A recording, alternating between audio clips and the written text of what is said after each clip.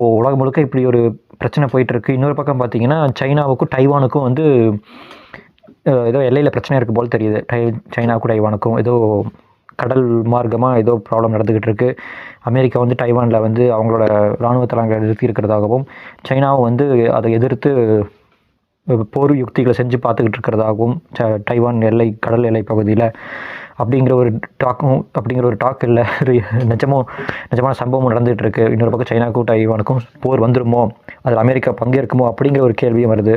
ஒரு பக்கம் வெனிசுலா மேலே அமெரிக்கா ஒரு கிட்டத்தட்ட போர் மாதிரி தான் போயிட்டுருக்கு.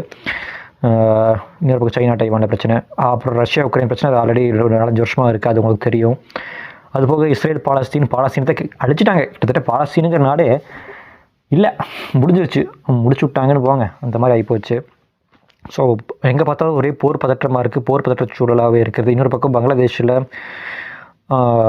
ஒரு இனம் சார்ந்த மக்களை வந்து குறிப்பிச்சு தாக்கப்படுறதா செய்திகளை பார்க்குறோம். இந்துக்கள் பங்களாதேஷில் தாக்கப்படுறதா பார்க்குறோம். ஒரு பக்கம் இந்த பச்சை சங்கிகள் ரொம்ப ஓவராக தாங்க பண்ணுறானுங்க. ஒரு பக்கம் நம்ம இந்த காவி சங்கிகள் நம்ம தாக்கினாலும், நம்ம வந்து விமர்சனம் பண்ணினாலும் கண்டித்தாலும் இந்த பச்சை சங்கிகள் அடங்கிறது இல்லை. அவங்களும் ரொம்ப அநியாயம் பண்ணுறானுங்க. பச்சை சங்கிகள் வந்து ரொம்ப டூ மச் நடந்துக்கிறானுங்க. ஸோ அவங்களே நம்ம வந்து நிச்சயமாக அவங்கள மாதிரி விமர்சனத்தில் வைக்க தான் செய்யணும். பச்சை சங்கிகள் தங்களுடைய அந்த மதவெறியை கைவிட வேண்டும், எல்லா மக்களையும் சமமாக பாவிக்கணும். ஏன்னா அப்புறம் பார்த்திங்கன்னா, நம்ம நாட்டு மிகப்பெரிய பிரச்சனை ஒரு ஓடிட்டுருக்கு. நம்ம நாட்டில் நம்ம மத்திய அரசு மேலேயும் மத்திய ஒன்றிய அரசு மேலேயும் நம்ம விமர்சனத்தை வைக்க வேண்டியதாக இருக்குது, குற்றம் சாட்ட வேண்டியதாக இருக்குது. மற்றும் தமிழக அரசு மேலேயும் நம்ம விமர்சனத்தை வச்சு தான் ஆகணும். என்னென்னு கேட்டிங்கன்னா,